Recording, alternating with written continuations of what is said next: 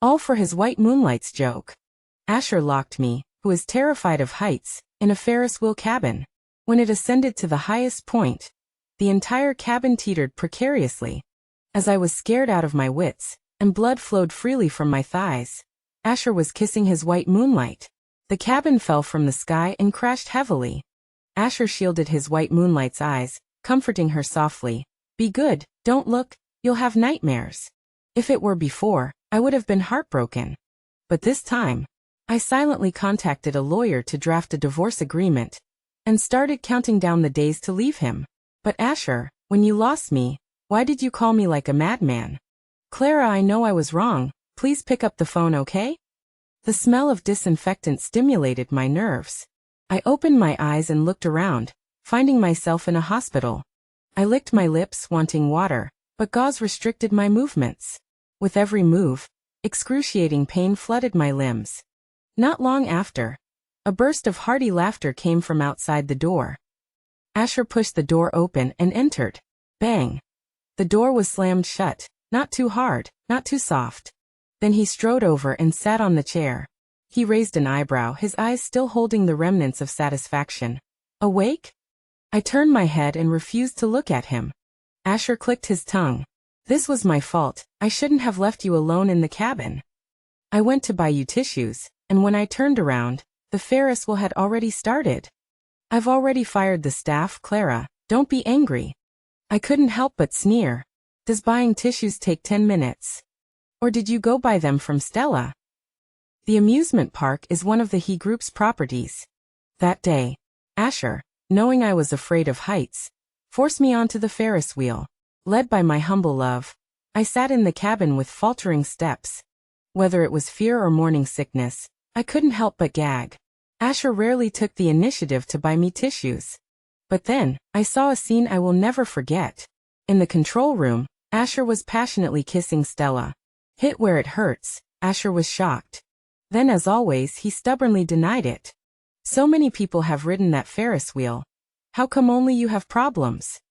Clara, I came to take care of you out of kindness, and you're blaming me instead. As arrogant as Asher was, he always habitually pushed the blame onto me. Even though I was the victim. In the past, perhaps I would have maintained his self-esteem with silence. But suddenly, I didn't want to do that anymore. I sneered. Asher, don't think I don't know, you're using my acrophobia as a toy to amuse Stella. Are you even a man? This was the first time I had defied Asher. Asher stood up with a thud. His brows were tightly furrowed and his chest heaved violently. Clara, have I been too lenient with you? Aren't you still alive? Why are you talking so sarcastically? Did you eat gunpowder? Just as the roar fell, the hospital door was gently pushed open. Stella carried a food box, her eyes filled with tears. Looking at Asher, her lips trembled. Asher, I'm sorry. If I hadn't suddenly fainted, sister-in-law wouldn't be in critical condition. She carefully placed the food box on my bedside. Then she bowed deeply to me, crying uncontrollably. I'm sorry, sister-in-law. I wish I had been beaten to death by those thugs back then. So Asher wouldn't be misunderstood by sister-in-law, and you wouldn't quarrel. After speaking, she opened the food box. The color was golden yellow, obviously freshly stewed. Sister-in-law, this is fish soup I made for you. You're recovering from a serious illness. It's always good to drink more. Ah. But I knocked over the fish soup with a single movement. The fish soup spilled on Stella's white dress, scalding her thighs red. Hearing Stella's exclamation, Asher hurriedly took her in his arms. Having his bottom line crossed, he instantly flew into a rage. Clara, what are you doing? Stella brought you fish soup she made while sick. It's fine if you don't drink it, but you even knocked it over. You've really gone against me. I think you've damaged your brain from the fall. Lifting a corner of Stella's dress, Asher cursed and carried Stella out the door. The fish soup stained the gauze yellow. My tears uncontrollably fell on it. Asher, so you had already forgotten that I'm allergic to fish. Or rather, you never cared. Marrying Asher was during the bloom of my 20s. 9 years have passed since. When we married, Asher couldn't even afford a wedding dress. I picked up a ring from the $2 store and had Asher put it on my finger. Asher loved studying electromechanical engineering, But the industry wasn't developed back then. He constantly ran into walls. I was the one who secretly worked 5 part-time jobs a day. During the prime of my youth, my hands were covered in cracks and calluses, and my body grew thinner by the day. I collapsed on the way to a part-time job. That day, snow fell heavily. Asher carried me back to our dilapidated basement and slapped himself repeatedly. "I'm sorry, Clara, it's all my fault for being useless. Clara, once I achieve success, I will definitely make you the happiest woman in the world."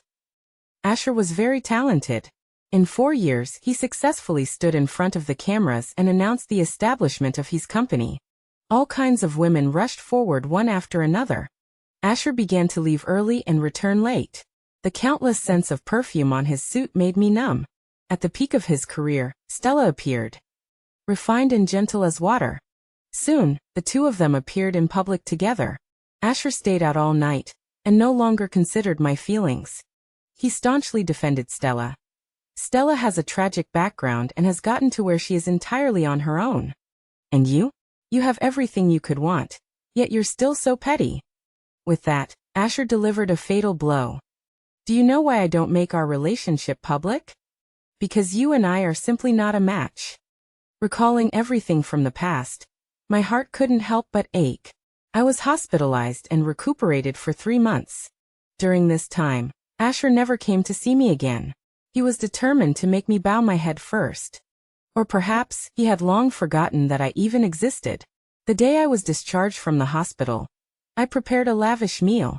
I wanted to cheer myself up, but my phone, computer, and TV were all filled with news of Asher and Stella officially announcing their relationship. I went to the mall to wander around. On the central screen, Asher was being interviewed by reporters, looking triumphant. "Mr. Asher, are you still single?" Asher held the shy Stella in his arms and kissed her. He raised their intertwined hands, showing off a dazzling diamond ring. "Of course not. Today I, Asher, want the whole world to know this happy news." He faced the camera, his gaze earnest. He said word by word, "Stella, I'm going to marry you." Oh my, Mr. Asher's fiancée is so beautiful. Of course the CEO's fiancée is beautiful. Do you think he'd find someone like us, destined for a life of hard work?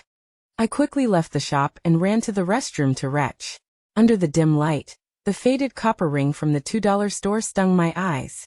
I took off the copper ring and threw it into the toilet, watching as it was flushed away. My phone rang. As soon as I answered, Asher's superior voice said, "Clara, I'm giving you one last chance. As long as you're willing to admit your mistake, I'll make everyone who saw today's press conference collectively forget it." I couldn't help but laugh. He knew this would hurt me, but he still did it, just to force me to submit. But this time, I didn't want to be entangled with him anymore. I chuckled softly. "Don't give me any more chances." On the other end of the phone, Asher was silent for a long time. When he realized what I had said, his voice instantly hardened. "Clara, is your brain really damaged from the fall? Do you know what you're saying?" I repeated firmly, "Mr. Asher, you don't need to give me any more chances. I wish you and Stella happiness together and many children." Then the roar on the other end of the phone made my hand go numb. "Clara, are you biting the hand that feeds you?" Then divorce. The same old trick. In the past, as long as Asher said divorce, I would definitely give in. He knew I loved him, and I couldn't bear to lose him. But today his threat had become a reality. I only felt a sense of relief. Okay. I'll go find a lawyer to draft a divorce agreement today, and I'll have someone deliver it to you within 3 days. My seriousness and indifference instantly brought Asher back to his senses. Finally, Asher reluctantly lowered his head. "Clara, don't make a fuss. Once I'm done with this, I'll take you to the Maldives, okay?" The Maldives. The blue sea I had watched in videos for 9 years. But now I didn't want to go anymore. Thinking about it, this seemed to be the first time Asher had softened towards me after our marriage. But I almost wished he would continue to be stubborn. That way I could be completely free. The wound throbbed faintly, silently reminding me of the suffering I had endured. Patience gone, I issued my final ultimatum. "No need. I don't want to go to the Maldives anymore anyway." With that, I hung up the phone. The next day at the press conference, Asher had achieved great success, his career expanding globally. I grew tired of it and used the remote to turn off the TV. The moment the screen went dark, I noticed Asher's gaze lingering, clearly searching for something.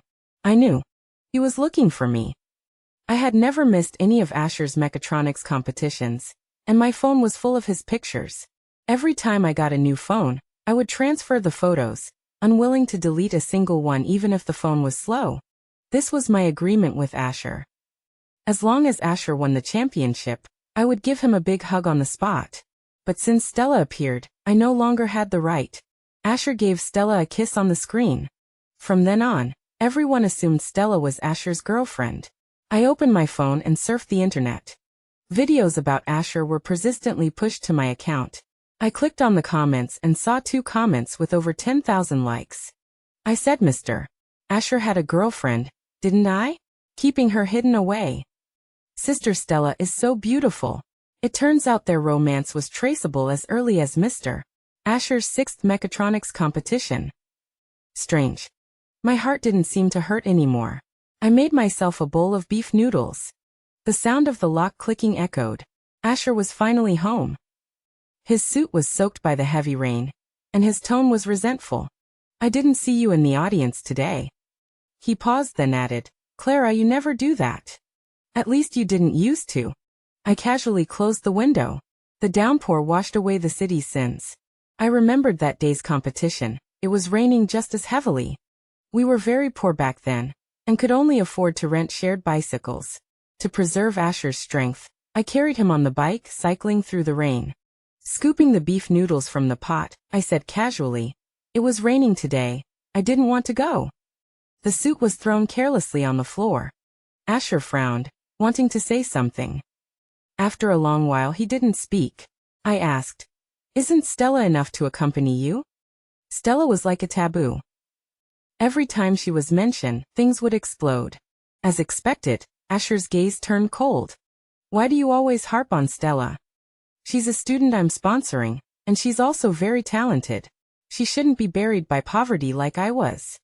That kiss was just to hype up her image, to make the public familiar with her. I just quietly ate my noodles. I was also there at the competition where Asher kissed Stella. I opened my arms to hug Asher, but he pushed me away. In front of me, the 2 of them kissed unrestrainedly. My stunned expression went viral online.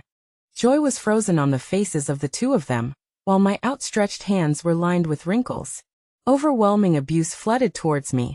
How can this old hag have the nerve to interfere with young people's romance? I saw her hugging Mr. Asher several times before. Look at her, she must be threatening Mr.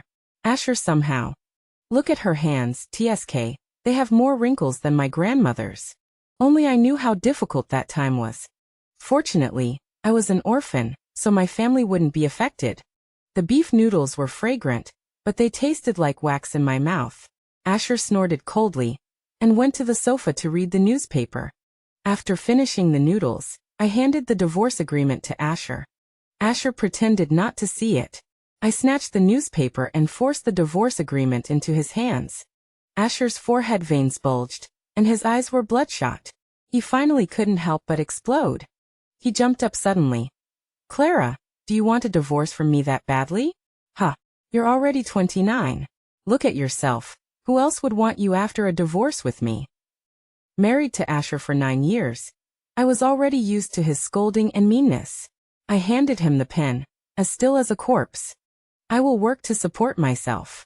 In short, I want a divorce from you. As soon as the words left my mouth, Asher picked up the pen and quickly signed his name. He threw it at my face and pointed to the door. Get out. Get out tomorrow. I want to bring Stella in. Take all your damn things with you and get out. Quietly putting away the agreement, I pulled out my suitcase from the bedroom. My eyes scanned the room. A house lived in for 9 years, filled with furniture. Every piece was decorated by Asher and me, but all I took away was an empty suitcase. Without lingering, I changed my shoes and went out. The moment I stepped out the door, Asher threatened. Clara, don't you dare regret it. You. Before he could finish, I closed the door, never listening to his voice again. Tonight's air was fresher than ever before. Sitting in the taxi, The driver asked me with a smile. Beautiful, where to? I placed my suitcase. To Xianghe District. The landlady was waiting for me early in the rented house. While handing me the keys, she also left me 2 pots of lilies in full bloom. I thought that leaving Asher would make me miserable. But on the contrary, my life changed a lot. I no longer had to get up early and work late to cook for Asher, revolving around him like the earth revolves around the sun. Nor did I have to read obscure mechanical and electrical books, trying to have a topic to talk about with Asher. Asher's path to success was sprinkled with my sweat. But that was the past. It doesn't matter anymore. Half a month later, I came to the hospital for a checkup. The doctor put down the instrument.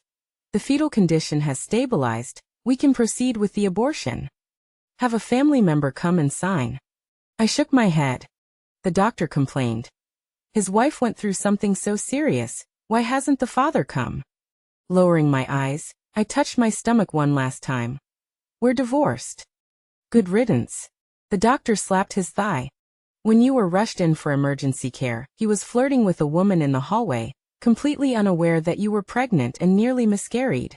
It's better to not have a man like that. After the surgery, I could barely stand. I walked very slowly, and along the way, I kept hearing news of accidents happening at his amusement park. He Group Amusement Park's Ferris wheel cabin fell, resulting in 1 death and 5 injuries. And the video of my cabin falling was anonymously posted online. Striking red letters hung on the trending search, not budging for a long time. I just moved forward slowly. After all, this had nothing to do with me. Just as I walked out of the ward area, I saw Asher rushing around in the hospital lobby. Seeing me, he strode towards me and grabbed my arm. Clara, look at the good you've done. The noisy hospital instantly fell silent. Stella was behind Asher. Seeing me look at her, she provoked me with her eyes. Let go of me. My abdomen throbbed, and I tried to shake off Asher's hand. Clara, you're truly a poisonous woman. Asher, without knowing the truth, roared in public. You already knew that I put Stella in charge of managing the amusement park, right? That's why you used such underhanded means. His eyes were bloodshot, and his hand holding my arm trembled uncontrollably. Those are all human lives.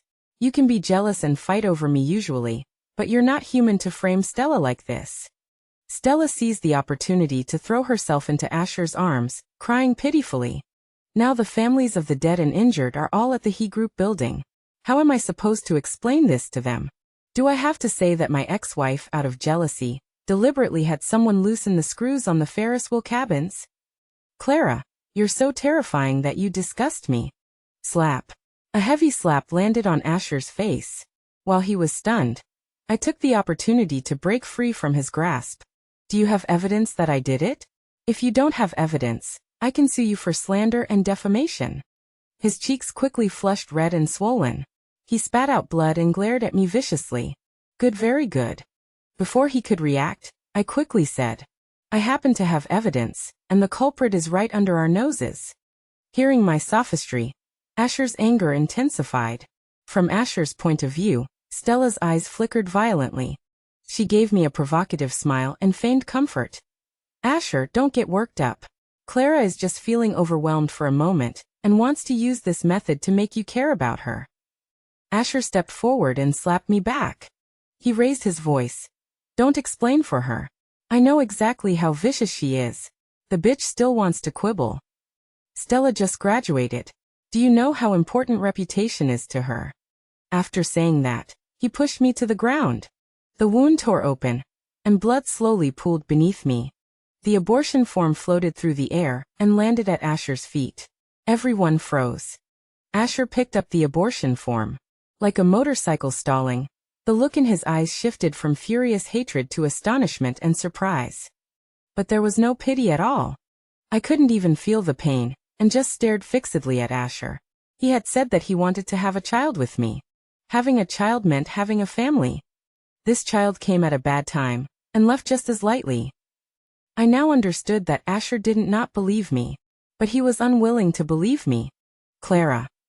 Asher's voice trembled, and he hurriedly helped me up. Clara, why didn't you tell me you were pregnant? Why did you abort the child? I raised my hand and slapped Asher again. Don't touch me. The slap wasn't hard, but it made Asher stand there, without turning his head for a long time. That night, I signed my name on the contract for teaching in a remote mountain village.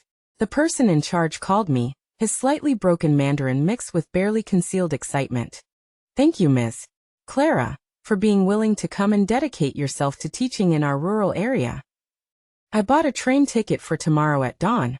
I put down my phone and walked to the window, taking one last look at the city I called home. Since I was little, I had a dream. To bring knowledge to a distant land, to contribute to the development of education in the border regions.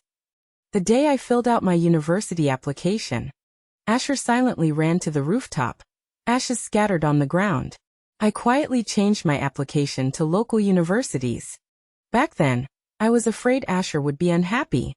But now, as I boarded the train, I saw a figure push through the crowd, rushing towards me. This was the first time I'd seen Asher so disheveled. And the first time I'd seen panic in his eyes. His gaze landed on me, and Asher's eyes shone with light. He wanted to get closer, but was stopped by the security guard and the cordon. We were so close, yet so far away. "Clara, don't go. I already know that Stella, that bitch, staged everything to frame you." As early as the night I came back from the hospital, I anonymously sent the video I took to the police station. I immediately attached the seat panel of the Ferris wheel cabin, which had Stella's fingerprints on it. With the evidence undeniable, Stella was thrown in jail the next day. I heard that she was cursing me the whole time she was being arrested. "It's just a shame Asher is only thinking of me now." He frantically rummaged through his pockets. Finally, he pulled out a stack of yellowed cards. Asher begged me desperately, not caring about his image. "Clara, please just look at them." I was more than familiar with these cards. They were the guarantee cards I wrote for Asher in the hospital that year. The year I had the car accident, Asher knelt before everyone asking for help. He went to sell his blood, and there wasn't a single good patch of skin left on his arms. The night the critical illness notice was issued, he suddenly took my hand solemnly. "Clara, if you die, I definitely won't live alone." Before I was pushed into the operating room, he used his last savings to buy wishing coupons. Chores coupon.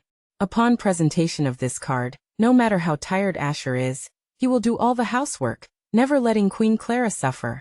Kiss coupon. Upon presentation of this card, Clara must kiss Asher until Asher is satisfied. I signed my name on each card, but when I got to the last one, I was stunned. Companionship coupon, only one in the world. Clara will accompany Asher for the rest of his life, never, ever leaving Asher. Thinking of the surgery with only a 10% success rate, my pen hesitated in midair. Asher's tears wet the hospital bed. "Clara, please, just let me have something to hold on to." My delicate handwriting mixed with Asher's tears appeared on the companionship coupon. I don't know how long it took. When I opened my eyes again, Asher told me ecstatically that the surgery was a success. We hugged and kissed. I only found out later. Originally, my heart had stopped, but it restarted under Asher's cries. At that time, I was holding the companionship coupon in my hand. Perhaps the magic of love awakened me. But it was also love that plunged me into the abyss. The crumpled coupon lay quietly in Asher's palm. In his eyes, the same plea that he had back then surged. But everything was already different. I shook my head and slowly opened my mouth. "It's expired. It expired the first time you scolded me for Stella." Asher's hand trembled uncontrollably. He hesitated several times, never knowing how to speak. Tears instantly fell from his eyes and he sniffled. "Clara, don't be like this, okay? Asher knows he was wrong. Come home with Asher, okay?" He put his hands on his head and made a sheep's horn shape, which was very funny.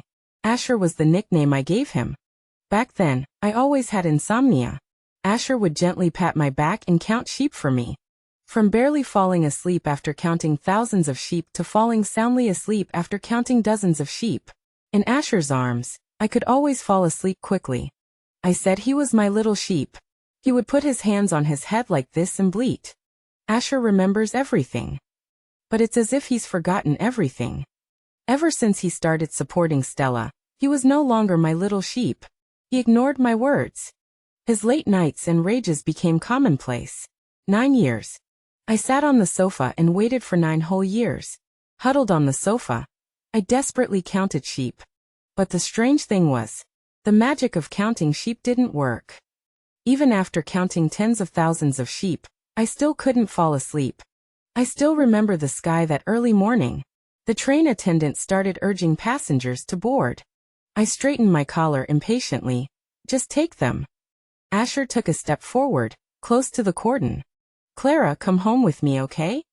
He shoved all the coupons into my hands. I'll use everything I have to exchange for you coming home with me, okay? I took the stack of coupons. Under Asher's ecstatic gaze, I threw them into the trash can. These coupons only count when they are accompanied by love. Asher, I don't love you anymore. After saying that, I didn't even bother to look at his expression, turned around and left. Behind me came the train attendant's warning to stop Asher. Asher was like an enraged beast, calling my name over and over again. Clara, you're lying to me. You clearly said it, you said you would love me. Why are you abandoning me, leaving me all alone? Clara, I hate you, I hate you. Asher cried with all his might. But I never looked back again. Just pretend I died on the operating table back then. I was assigned to teach in a small mountain village. The music teacher is Miles, a senior from the class of 12 in the music department. Miles smiles gently. Don't be nervous, teacher Clara. The children here are very simple and honest. Standing on the platform for the first time, my hands trembled uncontrollably. Below the platform, pairs of dark eyes were full of thirst for knowledge. The internet connection is very poor in the mountains. Fortunately, I didn't need to use my phone anyway. These days, I keep receiving fragmented messages from Asher. Seeing that I don't reply, he even called the police. Helpless, I could only answer his video call. Clara. Before seeing him, I heard his voice first. I ignored him, holding a toddler in my arms who was just learning to speak. I don't know if it was a bad signal, or Asher wasn't speaking. It wasn't until I looked at the phone and asked, "Is there something you need?" that Asher continued. Clara, once I've finished dealing with the things I have at hand, I'll come find you. Before I could speak, Miles walked over happily and took the child away. Asher's gaze instantly became sharp. Clara, who is he? An inexplicable sense of annoyance rose in my heart, and just then the signal cut off. I hung up the phone, left it in the dormitory, and let it buzz and vibrate incessantly. The village chief said a young man had come to the village. Today was Saturday, a rare moment of leisure. But it was broken by Asher outside my building. A torrential downpour began at night. Asher stood outside the building like that for a whole night. The next day he collapsed downstairs. The village chief sighed. Clara, he says he's your husband. If you don't open the door, he'll die here. I didn't want to make things difficult for the village chief, so I had someone let him in. Asher was acting strangely. He had been desperately trying to get into my room just moments before. But now, with the door wide open, he stopped outside, gazing at me. I was making beef noodles. Asher suddenly said, Clara, I want to eat the beef noodles you make. Memories flooded back, and I began to feel agitated. During the poorest year, Asher became anemic due to malnutrition. I sold my hair to buy Asher a piece of not-so-fresh beef. Asher stroked my uneven short hair over and over, tearfully eating the beef noodles. He always said that he loved my beef noodles the most. That piece of beef, along with Asher's success and fame, grew bigger and fresher. On the day he corporation was established, I made a bowl of beef noodles as usual. The aroma was intoxicating. But the noodles were reheated several times, and Asher never came home. I ate the noodles. In the early hours of the morning, Asher came home reeking of alcohol. I made beef noodles again. He glanced at it coldly and tossed a takeout meal from outside onto the table. All you can make is this lousy noodle dish. Can't you come up with something new after all these years? That was the first argument Asher and I ever had. It was also the first time he stormed out. Asher didn't come home for 3 days. Sitting at the dining table, I devoured the beef noodles mixed with tears. So, that's how bad it tastes. But Asher, you once said that you loved my beef noodles the most. That night, Stella posted on social media. Holding a spatula, wearing an apron, and smiling sweetly at the camera. In the photo, Asher was stuffing beef noodles into his mouth, eating heartily. The caption read, "Finally made Mr. Asher's most favorite beef noodles." That night, I fainted several times from crying, and no one cared. Now I will never cry for people who are not worth it again. I put the noodles in the pot. The hot beef noodles were topped with emerald green scallions, and they tasted delicious. I ate them in big mouthfuls. "Clara, I want to eat the beef noodles you make too," Asher repeated. I replied in my spare time, "Stella makes better beef noodles than I do. You should go find her." Asher's expression changed slightly when I mentioned Stella. He avoided my gaze. "Clara, I know I was wrong. Stella deceived me. I looked at the surveillance footage and discovered the flaws. I realized that she had disguised herself as you and tampered with the Ferris wheel cabin. Clara, please come home with me?" Before I could answer, the phone rang. "Mr.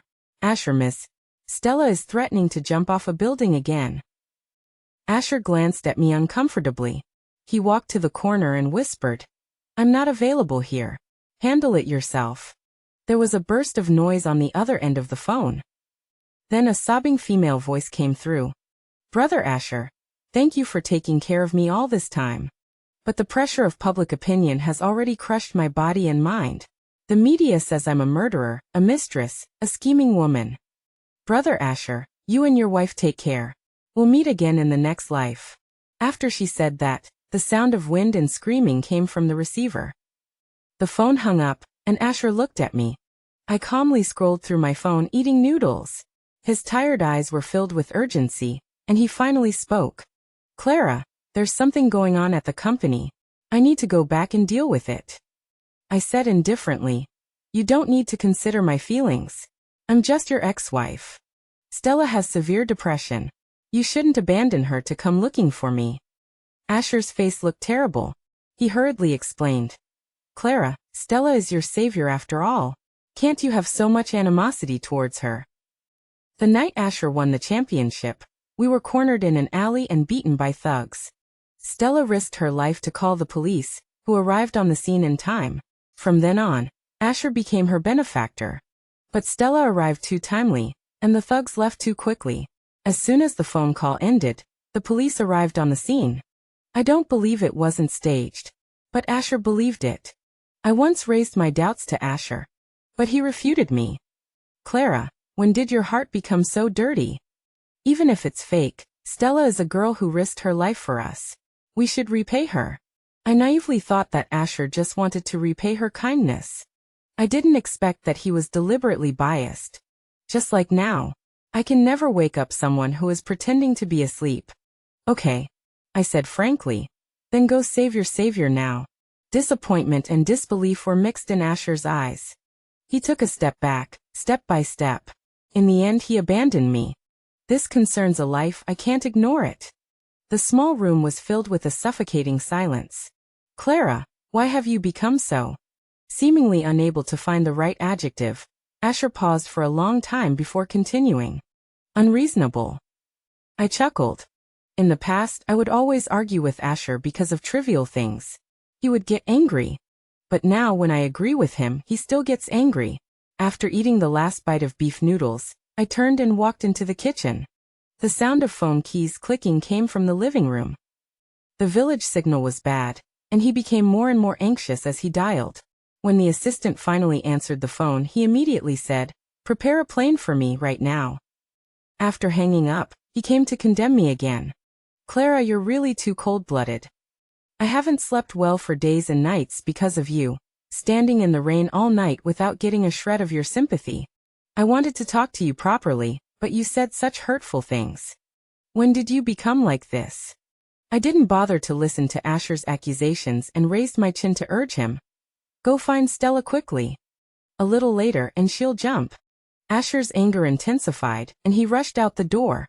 Bang! The door slammed shut, kicking up dust. Silence returned to the room. I suddenly realized that our roles had been reversed. So Asher would be anxious, and I would be indifferent. Asher's arrival and departure had no impact on me. Perhaps he went to comfort Stella. He didn't appear again for half a month.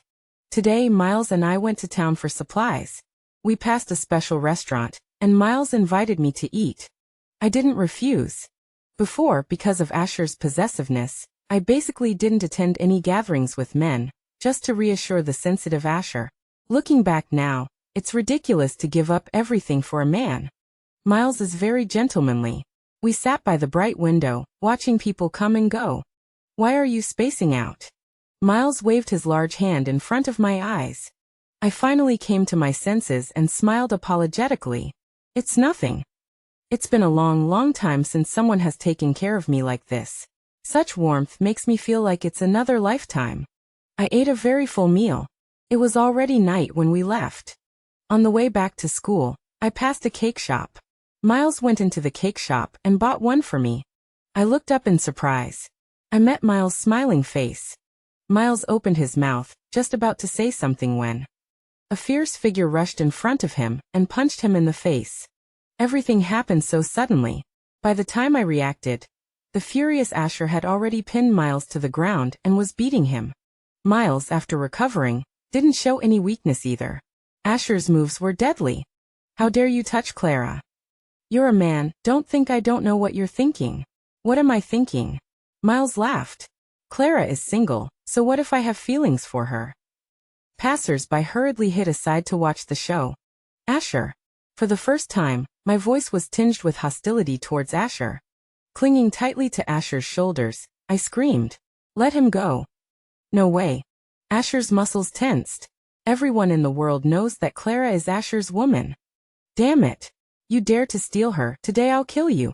Standing in front of Miles, I spoke solemnly. Asher, stop doing whatever you want. Asher was panting heavily, his scarlet eyes trembling. He raised his arm and pointed at Miles. Clara, move aside. No. My gaze was firm. Asher, I'm tired. Stop interfering in anything about me. From the moment you sided with Stella, we've had nothing to do with each other. Asher was stunned, his eyes filled with hurt. In front of Asher, I dragged Miles away. The cake was thrown on the ground, and cream spilled everywhere. I settled Miles in the clinic. At this moment, it started to rain heavily. The trees swayed, and a nest of little birds fell to the ground. They scattered and fled, about to be washed into the sewer. I was just as helpless on that Ferris wheel that day. An unknown emotion spread in my heart. Hastily grabbing an umbrella, I walked forward in the heavy rain. The next second, something unexpected happened. A strong light shone on my surprised face. A runaway car suddenly rushed out from the corner, heading straight for me, crouching on the ground. Clara! Asher's heart-rending roar was intermittent in the rain. I was pushed away abruptly, staggering and falling into a puddle. Asher's body flew more than 10 meters away. He lay on the ground, his eyes filled with lingering loss. Seeing that I was safe and sound, the corner of his mouth curled into a smile, and he slowly closed his eyes. Blood. Blood everywhere. A large pool of blood slowly spread beneath Asher. Like a strange and enchanting flower. Clara, have some water. A bottle of water was offered to me, Miles comforting me. My eyes were fixed on the 3 red characters, operating above the door. I opened my parched lips and shook my head.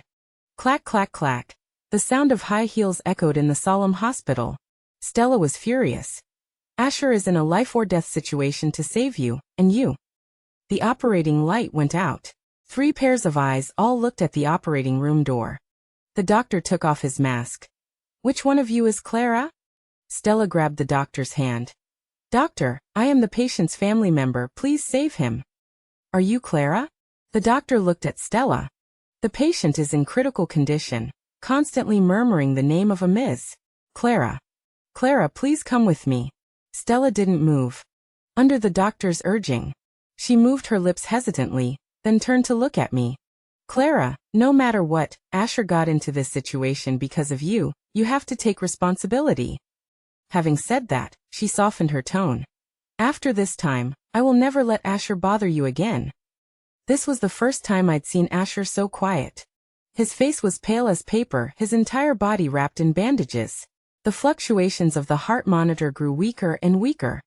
I sat quietly before the bed, lowering my eyelashes. Asher. The person on the bed trembled violently. The red line on the heart monitor resumed its arc. I spoke of so many things about us. Meeting at school, exchanging glances, faces flushing red. being kicked out of our home by the landlord when we were at our poorest, sleeping under a damp, cold bridge. I recounted the embarrassing things Asher's friends had jokingly said about him, and the only joys of my childhood. But I didn't speak of our future. Asher's hand was clutching a ring box.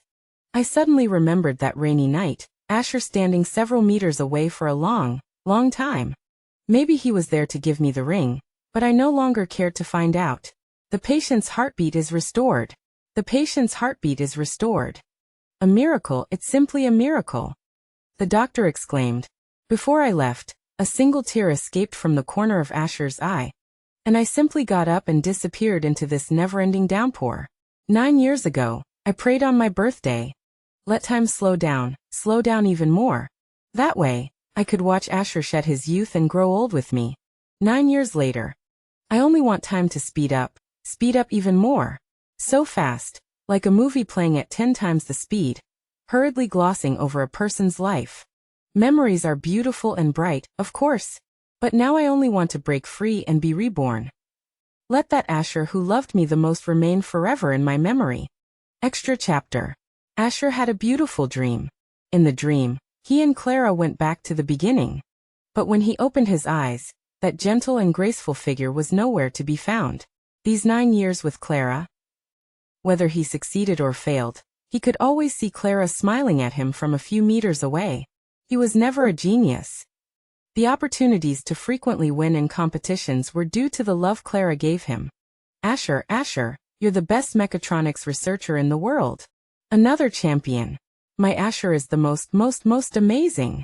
But at some unknown time, Asher became Asher, and Clara's figure faded more and more. In the hospital room, Asher, unable to find Clara, cried like a child. He finally realized that he had lost the person who loved him the most. 3 months later, Heisher Group was exposed for having major safety hazards in its amusement park. Outside Heisher's company, the crowd was bustling. The trending topic remained persistent, but Asher never showed up to explain. Half a month later, Asher admitted in front of reporters that the Heisher amusement park's Ferris wheel had major hidden dangers. The Ferris wheel incident was Stella's doing, but it was with his tacit consent. This trending topic was also Stella's act of sabotage out of hatred. But he accepted everything. These days he couldn't sleep at night. As soon as he closed his eyes, he could see the gondola falling from the sky. He saw Clara crawling out of the gondola covered in blood, reaching out to him.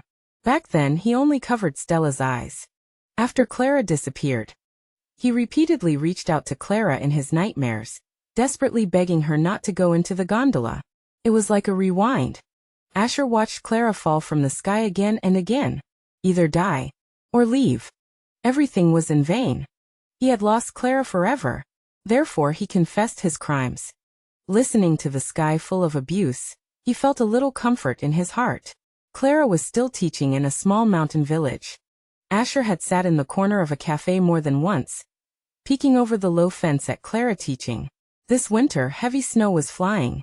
In a daze, Asher remembered that today was his and Clara's 10th anniversary. He finally mustered the courage to walk towards the school with the diamond ring he had been clutching in his hand for a long time. But when he saw the happy smile on Clara's face from afar, his feet felt like they weighed 1,000 pounds, and he couldn't lift them at all. He had only seen such a smile when he and Clara were deeply in love. It was very cold today. So cold that it penetrated to the bone. Clara was slowly walking out of the hospital. Miles draped a coat over her, and held up an umbrella. "Honey, you've worked hard." Miles' eyes were full of doting, and his hand trembled as he stroked Clara's slightly protruding belly. Clara's eyes were full of tenderness. "We're going to be a family of 3 soon." Miles' kiss landed on Clara's cool forehead. "Thank you, honey. Thank you for being willing to give me a home." The diamond ring in his hand fell to the snow. The car drove past, and the light shone on the word, "One" on the diamond ring. The loving figures of the two disappeared into the snowy night. Asher then realized belatedly, he really had nothing to do with Clara anymore. Once upon a time, he also had a warm home, a wife who loved him, and an unborn child. But he had long since lost it.